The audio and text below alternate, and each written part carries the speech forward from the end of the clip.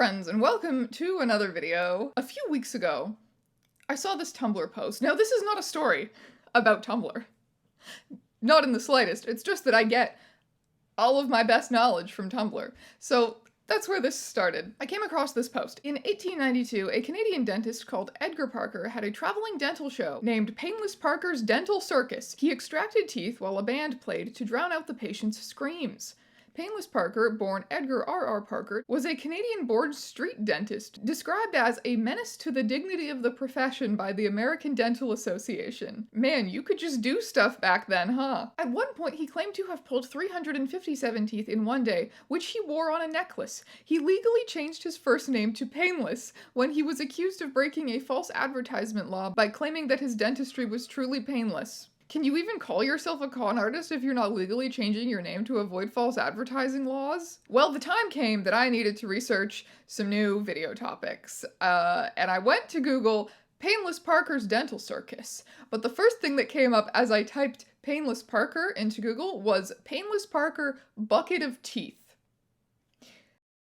Electrifying. Painless Parker did indeed have a bucket of teeth, all of which he pulled, which accompanied him to some of his street dentistry shows. It now lives at the Historical Dental Museum at Temple University, along with that necklace of 357 human teeth, which is also real. Here is a picture of him cheerfully wearing it in a magazine interview he did shortly before his death in the 1950s. Parker wrote an autobiography in the 1940s, and he says in the introduction that it's an edited version of the journals he kept his entire life, so it's accurate. He intended this autobiography to be just something for his descendants to keep to learn about him. That may be why it was never published in his lifetime.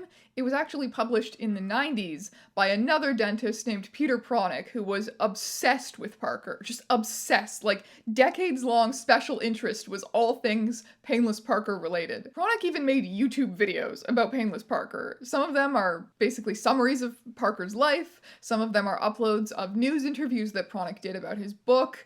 Some of these videos almost border on fan cams. So Painless Parker's autobiography was published by Pronick under the title The Early Adventures of Painless Parker. And there is an obvious question as to how true this thing actually is, because obviously there's a lot of embellishing and self-mythologizing on the part of Parker. And then there's the editing that was done to it in the 90s. The editors give us no insight into how creative that process was. So there's the question of how much does this text resemble the original text that Parker wrote? And then on top of that, there's the question of how much does the original text that Parker wrote resemble reality? Is this a good source? I do, as a scholar, have my doubts about that. But regardless, it is a really good story, and today we are here to enjoy it. But before we get into it, a word from this video's sponsor. Have you got a musty old mattress that smells weird and has terrible back support? Well, I don't. Thanks to this video's sponsor, Helix. And that's right, I am coming to you live today from my very own Helix mattress. Helix makes premium mattresses and bedding customized to fit your unique needs and shipped conveniently straight to your door. Everyone's different and everyone sleeps differently, which is why Helix has their sleep quiz designed to match you with your perfect mattress based on your body type and sleep preferences. If you sleep with a partner, you can take the sleep quiz together and find something that's the perfect compromise for the two of you. Based on my results, Helix matched me with their Twilight Luxe mattress, this beautiful mattress right here. It is their firmest mattress. I do generally prefer a firmer mattress because of the scoliosis demons that live in my spine. Oh, baby boy. Yes. Hello, sir. The Helix lineup offers 20 unique mattresses to choose from, and they just launched a line of mattress toppers that help you customize your sleep experience even more. They've got the Dual Comfort mattress topper, which is a great option for couples with different preferences. The Ergo Align mattress topper, which is a great option for those with lower back pain looking for more support under their midsection. The Premium mattress topper and Premium Memory Foam mattress topper, which are both great options for sleepers who are looking for added pressure relief at their hips and shoulders. You can also customize the firmness of every single mattress topper, which I think is really cool. The mattress toppers are great even on non-Helix mattresses, so even if you don't have the budget to upgrade your whole mattress right now, these are definitely worth looking into. I've had my Helix mattress for a whole 3 years now. I still really love it. I'm sleeping great. So is my partner and our two beautiful baby Binguses who snuggle up with us every night. And if it makes you nervous to buy a mattress that you haven't tried out in person yet, don't worry, because with Helix you get a 100-night sleep trial. That's right, you can sleep on this baby for 100 nights before you decide if you really love it. There's also a 10-year warranty, there are financing options, flexible payment plans. I really love my Helix mattress, so if you're in the market for a new bed, I highly recommend checking them out, and now is a great time to do so because they've got their 4th of July sale on. That is 27% off site-wide right now. Go check it out. Click the magical link in the description down below or scan the QR code on screen.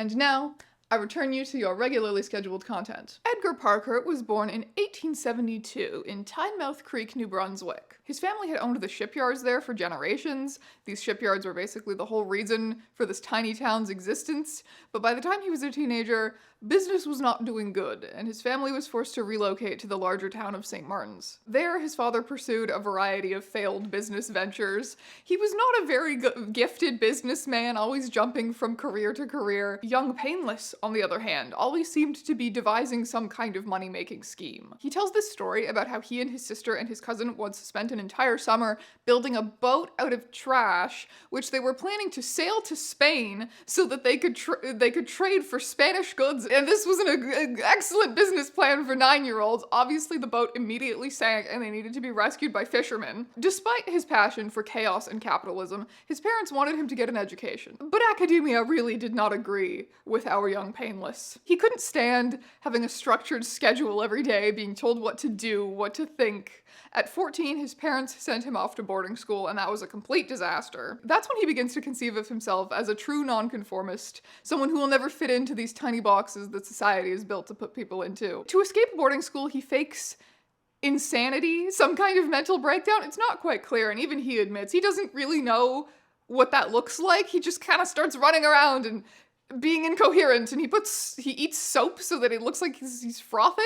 The students and teachers restrain him and take him to the school doctor, who says, yes, looks like insanity, and gives him laxatives and sends him home. After that, his parents try sending him to a Baptist seminary, which goes just as well as you would expect. He very quickly earns a reputation there for being a weird troublemaker and is expelled after 6 months for kidnapping a goat and letting it loose in the girls' dormitory. Not wanting to go home to face his disappointed parents, he runs away to a nearby town where he finds employment as a peddler, which basically means he travels from town to town. He has his horse and cart and fills it up with essentials of the day, home goods, coffee, sugar, almanacs, and basically sells that throughout rural villages. He excels wildly at peddling, and he has a great passion for it. He thinks he's a very gifted salesman, and he takes a lot of pride in that. I was so proud of having acquired a business of my own in only 3 short months that I decided to drive to St. John and show off my outfit to my father and mother. The peddler's outfit I drove up into the front of my parents' house in St. John was as showy as money could make it. I had bought a silver-mounted harness set with 2 black ostrich plumes waving from a special collar for my spirited black stallion. My wagon had been painted bright red with yellow stripes. On both sides of the wagon was my name lettered in gold. Edgar R. Parker. I wore a pearl gray hat with a tall crown and wide brim, a fancy green sequined vest, and fancier bright red silk tie. I had let my black hair grow long and sported a Van Dyke beard. Think of the picture I must have presented to my mother and father, and just imagine their surprise and reaction. This gaudily dressed horse peddler was a far cry from the son they had sent to St. Martin's Seminary to become a Baptist minister. My mother was so glad to see me that she hugged and repeatedly kissed me and pretended not to notice my garish appearance. Father was dumbfounded and said nothing. With his mouth open, he gawked in astonishment. As my father appeared to regain his senses, he suddenly rushed out of the house, hopped into the wagon, and hastily drove it around the house into the barn. I could hear him muttering under his breath as he slammed the barn door. His father takes his wagon with all of the gaudy peddler signs, paints over the signs, takes his horses, sells everything off for cheap, tells his cringe-fail son that he's getting a real job right now. Painless is, after all, still 16. It's like when your teen comes home with green hair half-shaved on the sides and an infected hand-poke tattoo and says they're bisexual. Except the year is 1888, and he's like, "Father, behold my illustrious salesman attire." And his father's like, "No, what? This is a weird phase, son. Why can't you just be a Baptist minister like your mother and I want?" Painless does the only logical thing in this situation, and he runs away to sea. He leaves the next morning, goes to the docks, gets a job as a deckhand, and sails out that same day. His adventures at sea are not particularly relevant to the overall story of his life, but my god, being a Victorian deckhand sounds so hazardous. It's actually a miracle that this man, boy, child is alive. He gets stranded in so many foreign places due to injury or illness, And it's fine. He just hops on the next ship that'll employ him, and he just goes wherever, all over the world. The chaos of this lifestyle does suit him. However, it is cut short when he eventually suffers a spinal injury that leaves him paralyzed. He's told he will probably never walk again. He is delivered home to New Brunswick to his parents in this state. He finds that his mother has converted to the Christian Science religion, which believes in faith healing.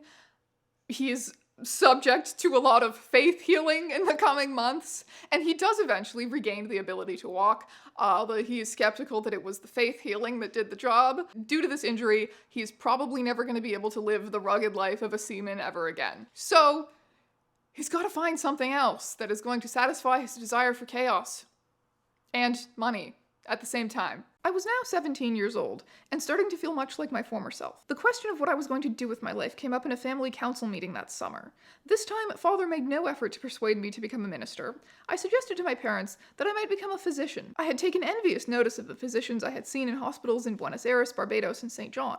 I told my parents that it seemed to me that all doctors did was stroll around in white coats with great dignity and look important. It didn't appear they had to work very hard. They just looked scholarly and mysterious and prescribed salts. It looked like a good life. I knew I could look mysterious and all-knowing too if I had one of those white coats. My mother put her foot down in disapproval. She said, "Your mother is a sincere believer in Christian Science, Edgar, and such, we don't believe in medicine. I will have no son of mine become a doctor of medicine." Uncle John pondered a moment, pulling at his magnificent whiskers. Then, as if struck by inspiration, his face lit up. He said, "Why don't you have him phrenologized?" "What on earth is that?" asked my mother, taken aback. "Is it painful?" "Oh no," Uncle John reassured her. "Phrenology is a science which requires learned men to interpret the mental faculties and affections located in distinct parts of the brain, as denoted by prominences on the skull. By feeling the bumps on Edgar's head, they can tell you what Edgar is good for, what he can do best, and in what occupation and profession he will go farthest. I recommend you take him to Professor Fowler and Wells, the famous phrenologists." And that is exactly what they do. The phrenologist declares that based on the shape of his skull, Edgar is meant to be a dentist. This seems like a good compromise to him. It seems like something that would come with a lot of the same perks as being a doctor. However, because it's not quite a doctor, his mother doesn't disapprove. He is subsequently enrolled in the New York College of Dentistry, though he needs some way to financially support himself while he's alone in New York City. Just as soon as he learns new dentistry techniques in class, he's a new undergrad student of dentistry. As soon as he learns new stuff, he immediately takes it to the streets, selling himself door to door as a dentist, just as he sold almanacs a year earlier. When I had learned to fill teeth, I carried a little dental hand drill and kit, and made the rounds filling, cleaning, and extracting teeth in the kitchens and living rooms of people's homes. While other boys were out studying, I was out getting enough to eat via door-to-door dentistry. I'd put my foot in a door and give a spiel, patterned on the one I gave as a peddler. If my sales pitch sold some dentistry, I'd start with the cook's teeth. If I didn't kill the cook, and I was lucky, I'd eventually wind up working on the teeth of the lady of the house. Before the college year was out, I had opened my own office on the second floor at 17th and Broadway in New York City. It was 1890, and I was 18 years old. I placed a sign outside the building entrance. It read Edgar Randolph Parker in large letters and had a picture of a tooth beside my name. He is immediately expelled from the New York College of Dentistry. How many times had I heard that dreadful word, expelled, before? For, being an undergrad student LARPing as a real dentist.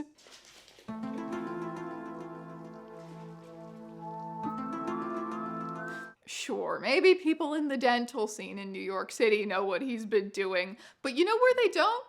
Rural New Brunswick, where he grew up, so that's exactly where he goes and continues his life as a traveling dentist there that summer. This is a community that really hasn't seen many dentists. Sure, he was not a real dentist, but most people doing dental work at the time weren't either, especially in rural areas. If you had a rotting tooth, which was pretty common at the time and could even kill you, it was probably getting yanked out at home or by your barber, or maybe if you were lucky, a medical doctor who came into town. A professional who specialized in teeth was a great rarity at the time. Over the summer, he saves up enough money to go back to dental school and get his degree, at a different school this time, obviously, and he vows that this time around, he won't get caught for practicing dentistry outside of school. He attends Philadelphia Dental College and Hospital of Oral Surgery, which is today the School of Dentistry at Temple University, which they have a big exhibit dedicated to Painless Parker. They love him now. But at the time, he fails to graduate. But our hero, he doesn't accept this, okay?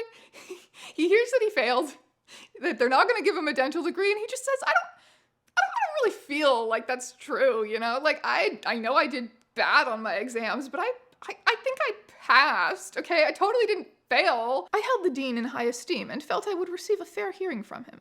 I, the 20-year-old kid from the backwoods of New Brunswick, only 5 feet 6 inches tall, small and dynamic, decided that I would confront the dean, an impressive 6 foot 3 inch man considered to be the greatest oral surgeon in the world. I found Dr. Garrison peacefully spading in his garden. I started out angrily but cautiously. With great restraint and emotion in my voice, I said, "I'm surprised and disappointed not to be graduating." To which the dean quietly replied, "You really didn't expect to, did you?" I sarcastically shot back, "One doesn't get fat on expectations." The dean responded softly and gently, "You have missed some of my lectures, and that's inexcusable." Calming down somewhat, I went on to build my case. "Doctor, let me tell you the story of my life. It's been an uphill struggle all the way. As a teenager, I went to sea, which is a tough life even for a grown man. I came back from one trip all crippled. It's lucky I can still walk. For years, I've been earning my own way, peddling goods from house to house." The dean lets him graduate out of pity. "All right, I'll take a chance on you. As long as you agree to never disgrace this college." At the spry age of 20, Parker is finally ready to become the respectable, dignified dentist that college taught him to be. As a full-fledged doctor of dental surgery, I was supposed to live up and dress up to the title. To make me appear taller, I had purchased a braid-trimmed cutaway coat with striped trousers and a flowered vest. I wore a tall silk hat and a box overcoat with silk lapels. Some dude, eh? Passages that immediately make you Google the etymology of dude. Okay. Dude is American slang for an individual, typically male, from the 1870s to 1960s. Dude primarily meant a male person who dressed in an extremely fashionable manner. Dude may have derived from the 18th century word doodle, as in Yankee Doodle Dandy. In the popular press of the 1880s and 1890s, dude was a new word for dandy, an extremely well-dressed male, a man who assigned particular importance to his appearance. This meaning of the word, though rarely consciously known today, remains occasionally in some American slang, as in the phrase "all duded up" for getting dressed in fancy clothes. Now all duded up, Parker decides that he's going to start his first dental practice in his hometown of St. Martin's, New Brunswick. Like I said before, this is obviously an underserved community. He is providing that service. However, it's also a place where he's just less likely to get caught for not quite doing things right. It was taught to him in dental school that being a real professional meant following a certain code. Dentists were not allowed, it was improper to solicit customers for your dental practice. No advertising, no going door to door, nothing. The only way that you were to promote yourself as the new local dentist was by joining clubs and kind of putting yourself out there socially. Now, St. Martin's is too small to really have any clubs. The only public gathering place where everyone in the town sees each other is church. I began to attend church twice each Sunday. I thought my regular family pew wasn't good enough, so I sat in the Moran pew. They're like some relatives of his mother, I think. Because the Morans were considered to be the blue bloods of the town. Their pew was located in the front of the church. I wore my very best clothes and carried the biggest Bible ever taken into the Baptist church in St. Martin's. In fact, the Parker family Bible weighed in at 15 pounds. I must have presented the funniest looking sight imaginable. I was thin as a whip and only 5 feet 6 inches tall. The minister would stop speaking whenever I came into the church, dragging the huge family Bible under my arm. He would stare, dumbfounded at me. I volunteered for all of the chores in the church, including passing the collection plate, and sang the hymns louder than anyone else in the choir. I even assisted with the services and taught Sunday school. I did everything to make them think I was an ideal citizen in the community. You see, I was determined to be ethical at all costs. Oh yes, just wait until he decides to dedicate that level of energy to being unethical. The whole being the weirdest guy in church thing, doesn't really work as a promotional strategy. He gets 0 customers, 0 money. He blames this on the lack of knowledge and education around dental care at the time. Everyone's kind of ignorant and afraid of dental care at the time because they think it's just getting your rotting teeth painfully yanked out by barbers. They just have the wrong idea of it. They're just ignorant and they're just not ready for this entrepreneurial young dentist in town. But also, like, someone stole the sign, the Edgar Parker dentist sign off of his building and put it on the outhouse of the local train station. So I think that's a pretty clear message that they also just fucking personally didn't like him. I don't think he gained their trust by being the weirdest guy in church. But that's just my interpretation. Sorry if I'm taking some liberties. He decided to go with the ignorance and fear explanation. So he thought to himself, if I can remove the pain and fear that people have for the dentistry process, then maybe maybe, perhaps I can convince people to give me money for it. I recalled reading some scientific papers about a new drug which could kill pain. It was so simple that I was flabbergasted that nobody was using it. The drug was called cocaine, and it was used as a hypodermic injection into the gum tissue. I located the recently published paper on practical anesthetics by Dr. W.E. Walker. This paper presented the advantages of using local anesthetics and gave a formula for a reliable aqueous solution of cocaine for hypodermic use. I took the paper to my druggist friend, George Mallory, and asked him if he could make up a solution for me. We put the concoction brewed up by Mallory into a crude horse syringe and injected an amount recommended for a human into a dog called Toby to see if the dosage would kill him. Toby didn't bark or bite and showed no ill effects, so we concluded that humans could survive too. I decided to call the cocaine mixture hydrocaine. I then injected a dose into Mallory's gums, and he injected some into mine. Other than a certain numbness in the gums, we suffered no ill effects. We went on to make incisions into our own gums, where we had injected the solution, and we couldn't feel any sensation.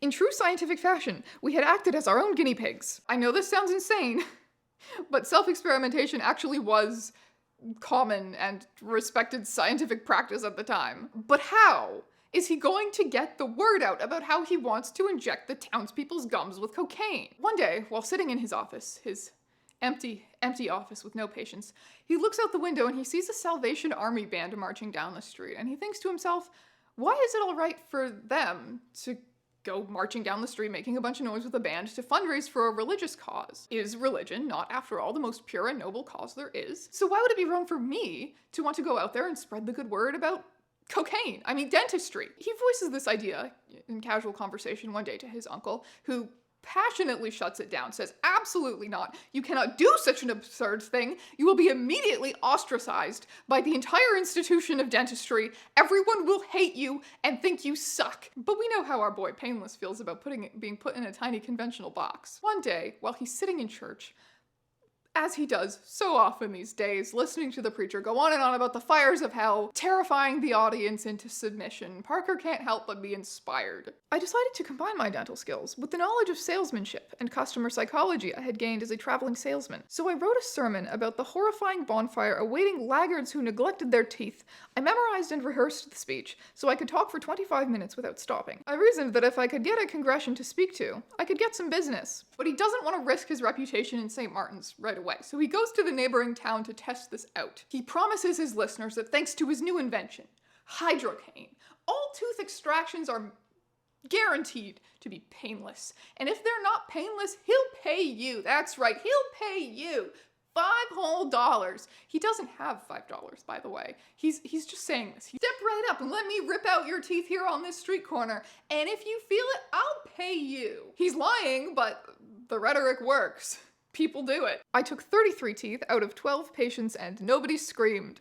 Why? I'll never know. I had run out of hydrocaine on the 7th patient. What had made me, respectable Edgar Randolph Parker, doctor of dental surgery, take the fateful plunge and become a traveling advertising dentist? Perhaps it was the sour looks my father had given me for my lack of success, and my hired hand appetite. Possibly it was the feeling that if a man of the cloth could sell the idea of hell with no actual hell to show the people, then I could sell the idea of care of the teeth. 90% of the time, a dentist is nothing more than a mechanic. When he pretends otherwise, he is hoodwinking his patients. Ethical dentists are especially interested in window dressing. They love elaborately furnished offices in fashionable medical buildings. These white-clad men of science preside like high priests over their ornate chambers. Parker argues that the dignity, the ethics, the respectability, all heavily air-quoted, of the dental profession are ultimately keeping this service from the masses. The type of dentistry that he was taught to provide in school is sort of a luxury of the rich. If someone only has 25 cents in their pocket, are they going to risk living in pain and possibly dying from an infected tooth? Are they gonna take grandma out in the shed in the back with the rusty pliers? Or are they gonna go to some guy in a weird outfit who only failed dental school a little bit? He was filling a need that existed and meeting people where they were. Was he a great humanitarian for it? Also, no. His main motivation was always money and not the quality of his work. $1 put in the bank for fixing a poor man's teeth is just as good as $1 banked for fixing a rich man's teeth. And the quality of his work is said to be, you're not going to believe this, bad. But you know, probably a step up from what people were otherwise gonna get. Seeking more patience and, of course, adventure, he decides to team up with an old school friend of his named Jack, and they're gonna go west. You know? You know how people in the 1800s love to go west? They have no money, but that's fine. They'll make it along the way. Parker's gonna do dentistry. His friend Jack is gonna sort of act as his hype man. It's gonna be great. Their destination, Montreal. So they get on the Canadian Pacific Railway. They stop in various small towns along the way doing the door-to-door dentistry thing, and they actually make a lot of money doing that. The problem is, they've got a talent for spending it as well. He tells this one story about how they had bought a ton of alcohol on one of their train stops, and then they get back on the train and they share the alcohol with their besties, the train crew, who then get so drunk that he and Jack have to drive the fucking train. I put out the lanterns and did the other necessary chores in the caboose, while Jack did the honors with the engine, more or less under the direction of the inebriated engineer. I expected that we would go off the tracks any moment. Eventually, the crew sobered up enough to take the train into Montreal station. We got to Montreal on Sunday, September 26th, and put up at the Windsor Hotel, one of the finest in the city. Jack and I lived like kings. Unfortunately for them, they learned that in Montreal, he's going to need a license to practice dentistry. Well, not just in Montreal, in the entire province of Quebec, actually. It's just that he's the most likely to be caught in a bigger city. And he doesn't have time to get a license? That would mean spending time there, passing a test. How dare they unfairly discriminate against an entrepreneurial traveling dentist such as himself? He's just a free thinker, okay? How dare they try and make him take a test to prove he's what? Competent? One dentist even told me you'd better get out of Montreal and find some other place where dentistry isn't so well organized. He's spent now all of his money on the most expensive hotel in the city, so he takes a train out to a smaller city and continues practicing unlicensed dentistry there. He gets caught after a few days and has to flee. And this is going to be the pattern of his life for the next little while, because guess what? Ontario requires a license to practice dentistry as well. So everywhere he goes, he makes a big scene advertising his dentistry services, and all the local dentists go, wait, who the heck is this guy? I don't think he has a license. And then the local sheriff, sometimes quite literally, chases him out of town. He learns that he can only stay in one place for about a day or two, so that nobody has time to catch on to what he's doing. After wandering all over Canada and the US doing this, at some point he parted ways with Jack as well. He winds up trying to settle in Victoria, British Columbia, where he opens an office. The stranger asked, "Are you Dr. Parker?" I politely answered, "Most assuredly, sir." He said that within a few hours he was going out on a sealing trip to the Bering Sea, and begged me to fix his teeth immediately before he went, as he was suffering such misery. The only humanitarian thing to do was to accommodate the stranger, and I set to work upon him. I couldn't find anything seriously wrong with the stranger's teeth and told him so. The stranger continued to insist pathetically that he was in a great deal of pain. Although I became a little suspicious, I carried on with treatment. I cleaned his teeth with a scaler, hoping that it would bring relief. The stranger got out of the chair all smiles, thanked me, and said the pain was gone. I was somewhat perplexed by that reaction. I felt that I hadn't really done very much, certainly nothing which could have relieved a pain as terrible as the stranger was complaining about. The seaman appeared grateful as he handed me a $5 bill. I took it and stuffed it in my pocket. Then, the stranger suddenly flashed a badge and told me I was under arrest. He told me, with a certain amount of self-satisfaction, that he was a spotter for the Dental Association and had been hired by a Dr. T.J. Jones to get me for practicing without a license. He stated that Dr. Jones was the secretary of the Dental Association. I had been set up again. Well, our hero is not going to tolerate that. So he goes and stands outside of the offices of this Dr. T.J. Jones and uses his amazing speaking skills to give this speech about what a dirty slanderer Jones is, trying to take down this new dentist, this innocent new young dentist in town. He says that he swayed public opinion to his side and that Jones and his hired goon never showed up in court to testify against him, so the case wound up being thrown out. He practices dentistry in his respectable office in Victoria for about a year, and this time he's actually successful. He gets patients, but he finds it boring. There's no unpredictability to it, and he needs a little bit of that in his life, so he eventually returns to his wandering and advertising ways. He meets all kinds of interesting figures who make an impression on him. Salespeople and performers, and especially this one magician doctor type guy by the name of William True, who he teams up with for a while. The idea of combining sales and theatrics and medicine and sometimes even elements of the occult into these traveling shows was not new. Even before Parker's time in the mid-1800s, you could see laughing gas shows on the streets of New York City, or even in some of P.T. Barnum's own shows. You know how, like, the online health and wellness industry is a total shit show right now? You got people saying, well, my essential oils can cure cancer. My special raw vegan diet can cure your diabetes. And did you know that eating soy products feminizes the men? And everyone's selling something, and everyone's invented some new supplement that's gonna cure all of your ailments for the low, low price of $59.99 a month. Yeah, it was sort of in the spirit of that, except with more top hats. And instead of screaming at you from the phone,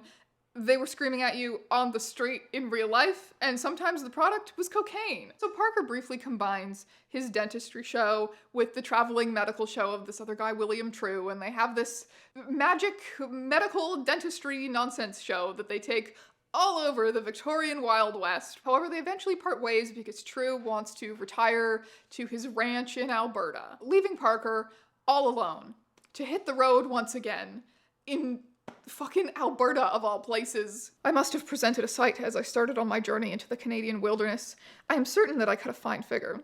Short, broad-shouldered, and darkly handsome. I wore my venerable, bullet-ridden top hat, frock coat, and striped trousers stuffed into high boots. My long brown hair hung in the back past my collar, below my heavy-browed glance, described by men as malevolent, by ladies as intimate or smoldering. I wore the Van Dyke mustache and beard that would distinguish me until the day of my death. My brightly painted red wagon stood out like fire among the trees. Lest anyone should fail to notice who was passing, on its sides were painted 2 large signs proclaiming, "Painless Parker, Doctor of Dental Surgery." Standing one day on my wagon in front of the livery stable in a small town of High River, Alberta, I blew my bugle until a good-sized crowd had gathered. "Ladies and gents," I bellowed out in frustration, "you see before you a poor, plain, honest, itinerant tooth hoister, hounded like a criminal by the ethical dentists to this godless wilderness. And what for? Because I dared to cut prices and advertise?" At that moment, a pistol shot from the back row lifted my top hat from my head.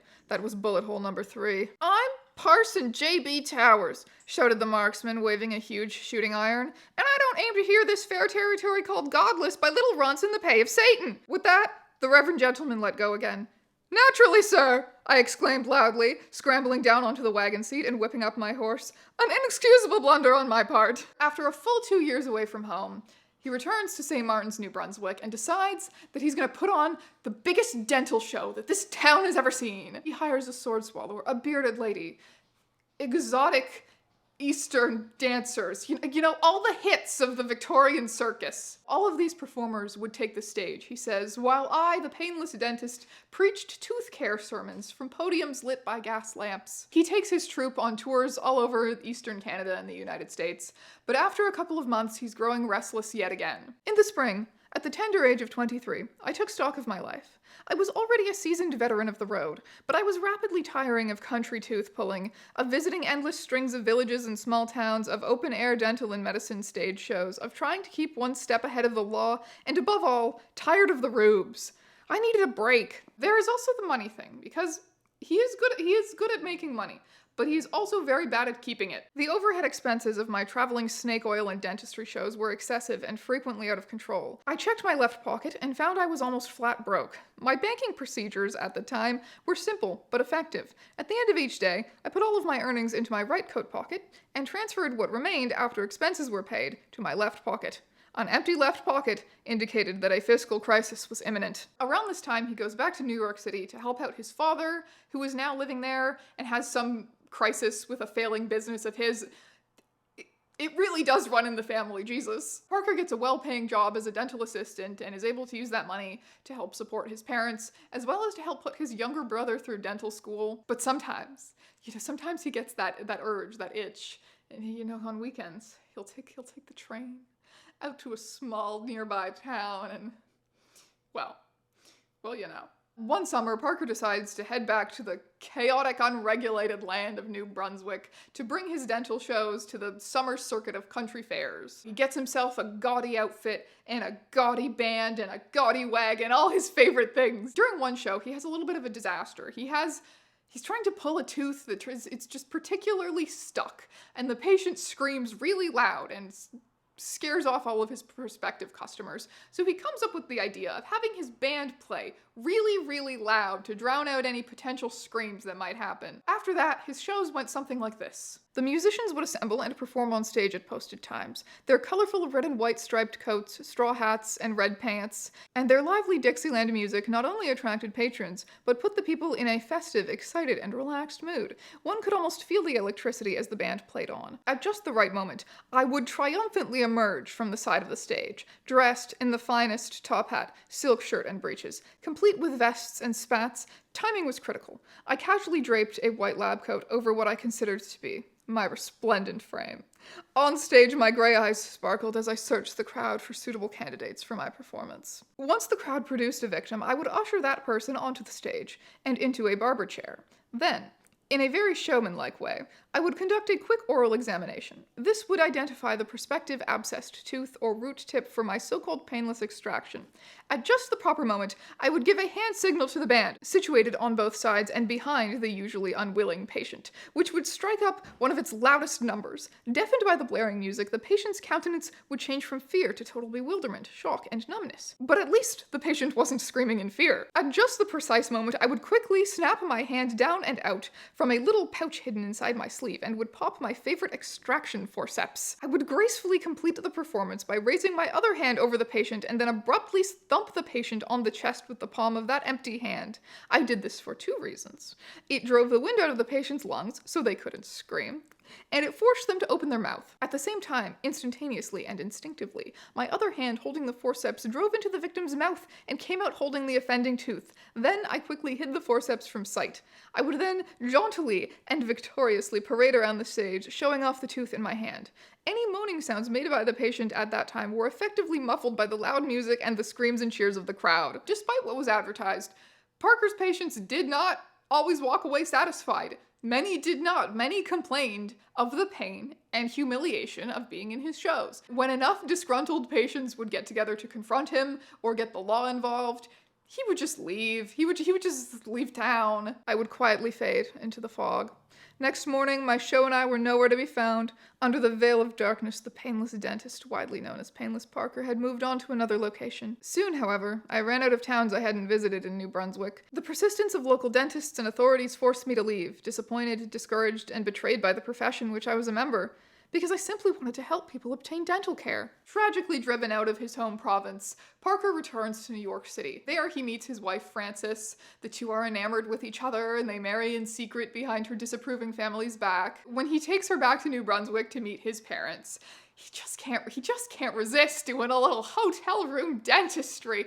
Jesus Christ. He is immediately arrested for practicing without a license and fined $400 and goes to jail. That's against the law, and you're gonna have to go to jail. So that's quite a way to make an impression on your new wife. In our hero Painless's defense, New Brunswick hadn't previously required a license to practice. All the other stuff he got in trouble for in New Brunswick was not related to that. The license thing it's a new law that he didn't know about. A local dentist who hated him from before for, all the other stuff, decided, hearing that he was back in town, that this was a great opportunity to get him in trouble with the law for practicing without a license. When Painless gets out of jail, the first thing he does is rent the vacant lot across from this dentist's office. He hires a troupe of minstrels to put on a quote-unquote a large and raucous show. He promises the crowd that if anyone has had unsatisfactory dental work done by the unsatisfactory dentist who works in this office, that if you just come over to his hotel room, he'll fix it for you. Around this time, he puts together a new performance troupe.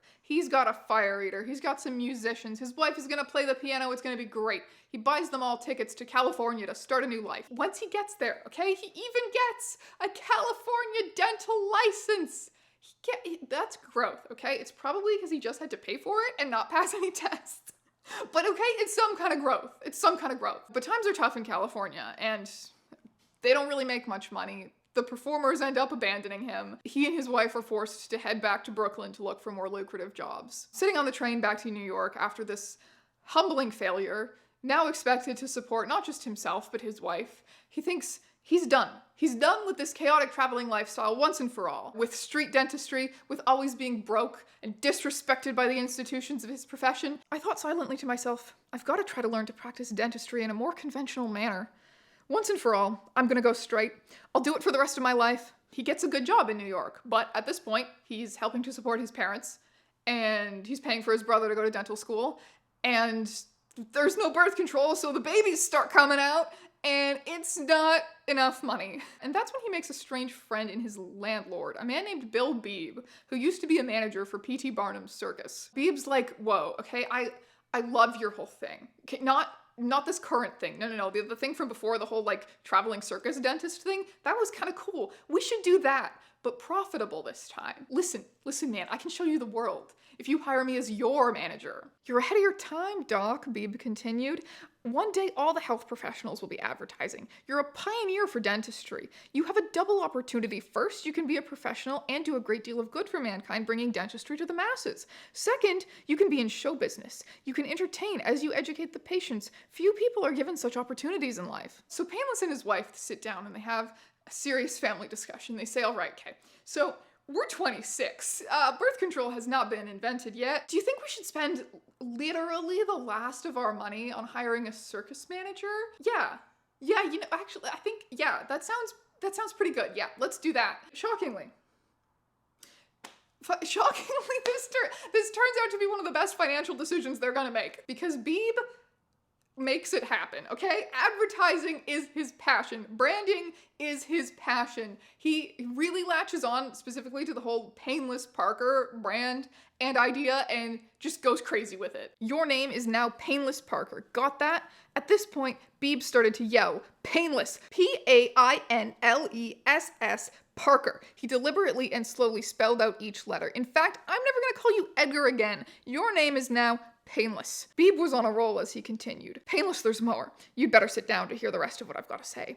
Last night I designed some signs to fit your new and improved image. You will now have signs on both sides of the building. One will read, I am positively it in painless dentistry. Yes, me, Painless Parker. The it part will be 10 feet tall. I want people to be able to read your sign from the Grand Army Plaza about a mile away. Soon the city is covered in Painless Parker billboards with this stylish new logo with his face superimposed on a tooth. Beebe puts on wild shows all over the city to promote the Painless Parker brand and to bring people to the main dentistry practice. They're doing the street shows as promotion, but they also have an established office. He says that Beebe writes a schedule for him every single morning and leaves it on his desk. This is where you gotta be and when. Painless has the charisma, Beebe has the organization skills. Winning duo. Beebe comes up with just crazy shit that even Parker would not have. One day Parker is just sitting, he's reading the newspaper and he reads an announcement that Painless Parker himself is gonna publicly extract an infected tooth from a circus lion the next day. And he's like, Beebe, man, what the fuck? Are you trying to get me eaten? And Beebe's like, no, trust me, bro. Bro, trust me, just show up. The following night, shaking at the knees, I climbed into Leo's cage in the center of the ring. An expectant hush fell over the capacity crowd as I reached through the bars of the partition and inserted an enormous pair of forceps into Leo's wide-open mouth. Then, as the circus band burst forth with a triumphant blast, I gave a mighty pull, held aloft the forceps, the end of which firmly clasped what indeed looked like the lion's aching tooth. Of course, some skeptics in the crowd contended that the whole incident had been a cleverly executed hoax, and that Leo's tooth was, in reality, a plaster of Paris replica that had been surreptitiously inserted between the prongs of the forceps. To this day, I really don't know whether I did extract the lion's tooth or not, so I'm pretty sure that's his way of admitting that it was a hoax. I don't think he expects anyone to believe that. The business succeeds wildly, but Painless is only one person who can do so much. So they hire more dentists and staff and begin to open more and more Painless Parker dentistry locations. They sell Painless Parker brand products. The next decade is going to be an insane financial success for them. And might I just say, Painless was born to be an eccentric rich person. You know when rich people are just fucking boring and wear $2,000 beige sweatpants, and it's like, come on, man, if you're gonna have stupid money, at least do something weird with it. Painless delivers. He is always as weird and showy and gaudy as possible, and I like that about him. In 1904, I bought a Pope Toledo 4 gasoline-powered car. The 5-passenger automobile, which cost me about $3,500, was considered to be a very flashy number in its day, but it wasn't fancy enough for the new owner. I had every square inch of olive drab paint removed from its body and wheels and replaced by gold leaf. Likewise, the black upholstery was replaced with bright red leather. The vehicle was kept so brightly polished that when I drove it down the street, traffic would come to a complete stop as I chugged majestically past. He says that around this time he applies to join the Brooklyn Auto Club, which is where snooty rich people with snooty cars go and go ha-ha about each other's snooty cars. But of course, it's filled with all of these local doctors and professionals who reject him for being Painless Parker, and he's pretty bitter about this. These snooty ethicals discriminating against him and bullying him. Soon, advertising laws start to get stricter. Suddenly, you can't talk about prices anymore. He's no longer allowed to promote how much cheaper his services are than the competition. Living standards and sanitation begin to improve greatly, and some people start to suspect that making gaping holes in people's mouths on the side of the street might not be sanitary. I soon learned that I needed to have a lawyer at hand almost continually. In the 10 years I was in Brooklyn, I was sued for a total of $900,000. Generally, the suits ranged from $500 to $50,000. Naturally, I was framed. If there'd been anything to those suits, I'd still be paying them off. Most of these lawsuits never came to court. In fact, I suspect they had been started primarily to scare off my customers. However, my reputation appeared to be enhanced more as a result of all of the adverse publicity. Nevertheless, the more I was attacked by the ethicals, the more I felt obliged to put on my show of success. I wanted everyone to know that I was no mere mortal, that I was bigger than life itself. It gave me great pleasure to ostentatiously flash my 7.5-carat diamond ring on my right hand and my 4.25-carat diamond stud tie. I retaliated against the ethicals in my street messages, telling my audience that it was highly likely that their dentists were soaking them for $4.50 for the sweet essence of nothing. Beebe had made the Painless Parker brand a massive success and become Parker's best friend. Beebe had 3 rings made featuring the Painless Parker logo with the tooth and Painless's face on them. 2 of those rings he gifted to Painless and his wife, and the 3rd was for him. He literally said, "I am in this marriage." However, in 1902, Beebe suffered a sudden stroke and died. Painless was devastated, and this began a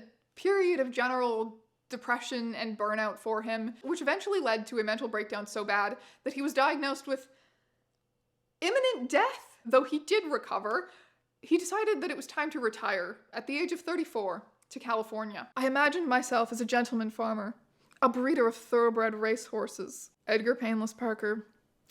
You would have done numbers on Wattpad. Another reason for moving to California, he says, is that it put distance between him and his family. His wife and kids went with him, of course, but the rest of his family and his wife's family, not a huge fan of him anymore. Remember how I said that he was paying for his younger brother to go to dental school? Yeah, well, his brother got indoctrinated by all those shitty ethicals in college, and now he's one of those. And you know who else became one of those?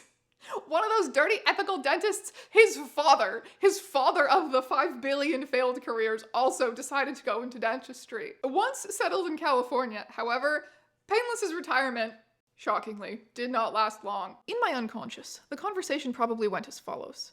The ethically respectable man would whisper into my ear, "It's insanity for you to think of starting a 3rd career at the age of 34. How can you do this to Frankie again? How will she be able to withstand the stress if you transgress the dental code again? You'll continue to be hounded by all those dentists." In my other ear, the showman hollered, "This is your great opportunity. You've been called to this type of life. If you don't get some excitement soon in your life, you'll shrivel up." He winds up buying a failing dental office in a supposed partnership with the elderly dentist who's already running it, who is this guy named Dr. Fram. I put on my bullet-ridden top hat, my tails, ascot tie, and wore all 12 carats worth of diamonds. I drove to Dr. Fram's office and told him, "Get your forceps limbered up, you're gonna need 'em. I'm going out on the streets to dig us up some worms." I grabbed a 2-tone klaxon, a set of Swiss bells, and a small portable organ. That morning, I drove my beautiful red Peerless automobile down to Los Angeles and found the busiest intersection I could locate. The car had a big round sign on the side with my Painless Parker name painted on it. I short-circuited my Peerless so that it would backfire, then set off a string of firecrackers next to the car, cranked up the klaxon, and rang the bells. In 1906, automobiles were still considered a rarity, especially those painted bright red. People came running from every direction expecting to witness a spectacle of an expensive car about to self-destruct. In a matter of minutes, I was standing up on the seat in my automobile. Then, in what I considered to be my most booming voice, I began my famous lecture on the terrors of tooth neglect. Dr. Fram just stops showing up one day. He's just like, no, it's not worth it anymore. He just skedoodles. Painless scared him away. His relationship with his wife and kids is suffering extremely at this point too, because he's so obsessive with his work. He has a constant need for excitement. He really just doesn't pay attention to them or consider their needs ever. He begins to receive death threats, presumably from local dentists who hate him, although they're not really signing their names on the death threats. It's presumably local dentists threatening to kill him, and his family are terrified. His wife has to hire a chauffeur to take the kids to school every day because they're afraid of getting murdered, and they're all like, Painless, Father Painless, please tone it the fuck down. He won't. He's not gonna. He just doesn't care. Twice, someone actually does show up to try and murder Painless, although he escapes, because both times they show up with a gun and they're like trying to shoot him while he's in his car and he drives away. They try and fabricate Painless Parker sex scandals. They're attacking each other in the newspapers constantly. By 1910, he is richer than he ever was in New York and has an even larger network of dental offices. Always ready to adopt new technology, he hires blimps and planes to fly around with Painless Parker logos. Film is a new medium. He commissions educational films about dental health and screens them in his office. But of course, old Painless Parker, he's always going to have a soft spot for the classics. With the emerging movie industry now taking a toll on live entertainment, he finds one day that there's a circus up for sale for pretty cheap. I paid only $50,000 for the entire operation. Think of it, boy. A genuine circus with lions, flying trapeze, sword swallowers, and a girly show. Marvelous. Of course, the tent had holes in it. The lions had mange. It was the real stuff, the king of rube shows, the climax of my career. I was the ringmaster, boy. I immediately began to rejuvenate the circus and had a bandstand constructed which closely resembled a gaping set of upper and lower teeth. The red-coated musicians looked as if they were about to be chewed up by the supersized teeth.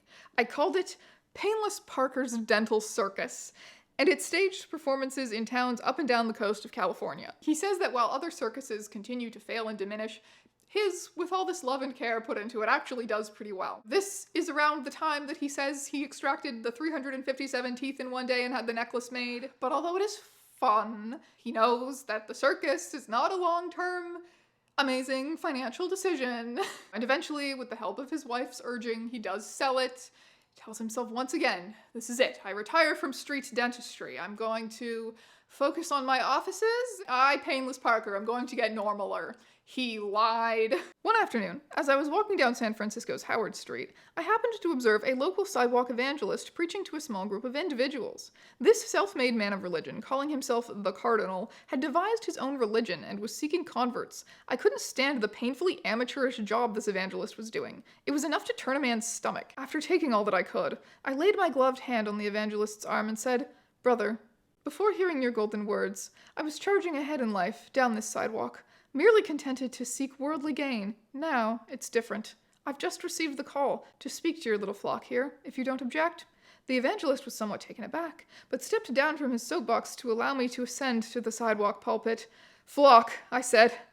God hates a man who neglects his teeth. Even when they banned street dentistry in 1914, he continues to do his roadside sermons, even if no teeth are actually getting pulled in the process. Then something that is particularly offensive to him happens. The California state legislature introduces a bill that would make it illegal for dentists to practice under any name besides their legal name. Now, this is obviously a jab at him specifically. There's no other famous dentists using pseudonyms at this time. He gets into a fist fight with a member of the California Dental Board about that, but doesn't help the situation. So at the age of 43, he winds up legally changing his name from Edgar to Painless. Painless's California years / later career years are going to be characterized by constant legal battles. I began to experience a rash of malpractice lawsuits, as if it's a medical condition. It's mysterious. It's like, oh, what is this?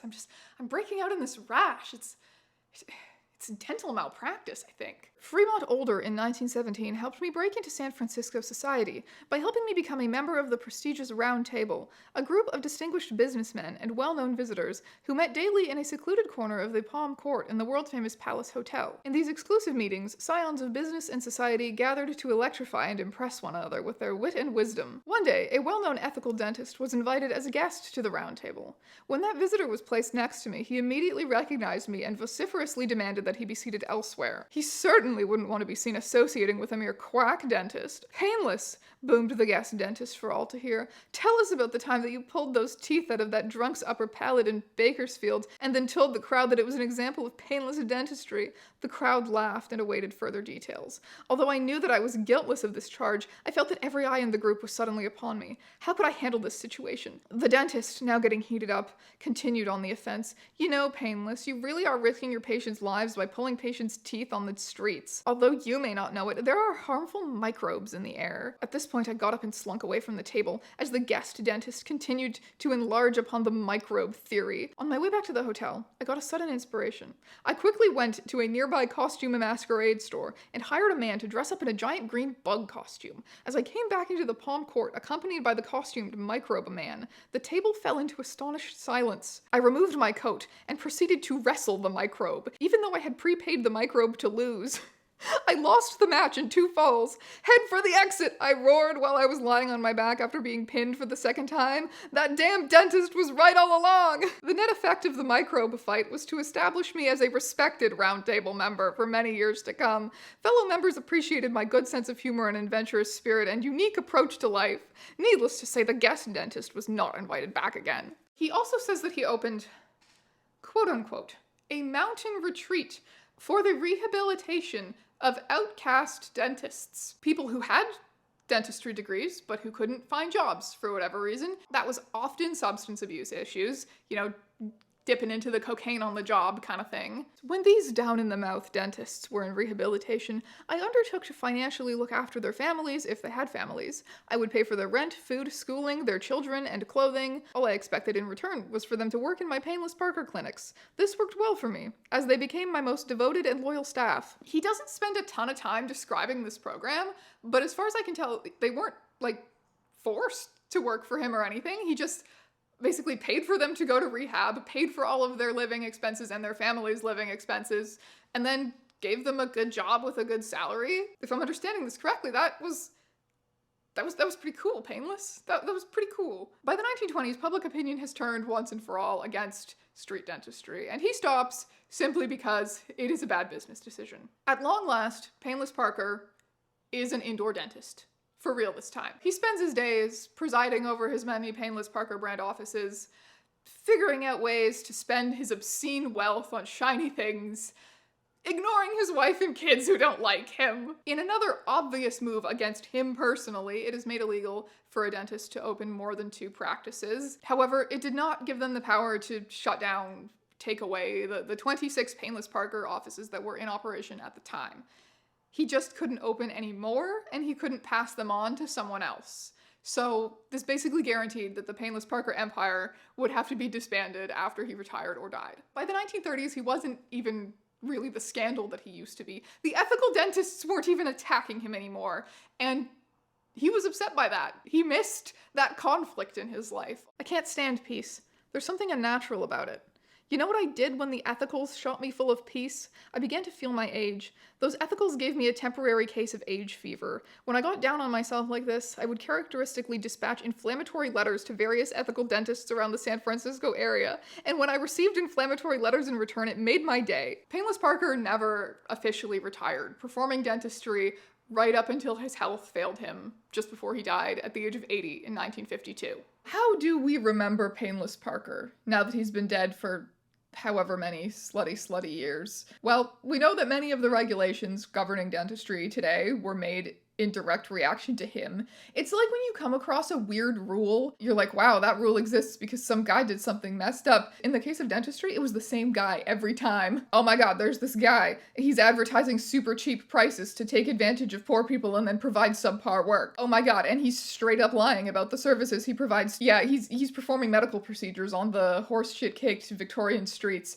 Yeah, it's him again. I have another theory, also, by the way, about how Painless Parker may have shaped dentistry as we know it, because they were making all these laws to keep his crazy advertising practices in check, right? Once you strip away all of the stuff that is false or manipulative, you make that illegal. What you're left with is Parker's kind of advertising as education angle. He wanted to teach people about the sins of neglecting their teeth kind of thing. He says at one point, I believed that advertising was a form of education. You ever seen modern dentistry commercials? It's always some dentist going, did you know that electric toothbrush can clean your teeth 800 times better? And your tooth health is so important. Buy our thing. Did you know that there's bacteria in the crevices of your mouth even if you think you brush well?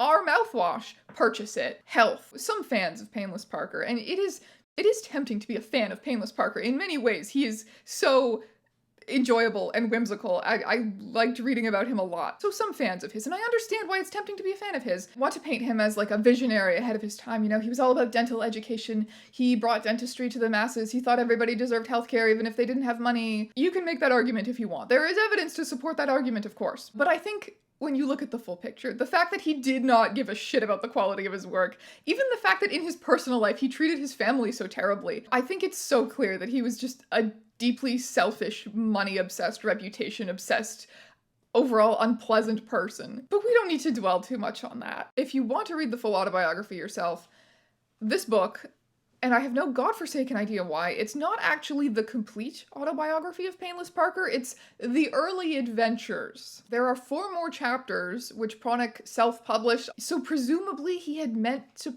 publish a part 2 eventually, but maybe part 1 didn't do well and he didn't get the publishing deal for part 2, but then why not split the autobiography into 2 equal parts? Why just leave out the last 4 chapters? It's baffling. It's bonkling. I wanted to ask him so bad. I was literally planning to email this man and I found out that he died last year. What is my channel about again? What do I make videos about? It's hard to say. It's hard to say sometimes, but I'll see you in another one very soon.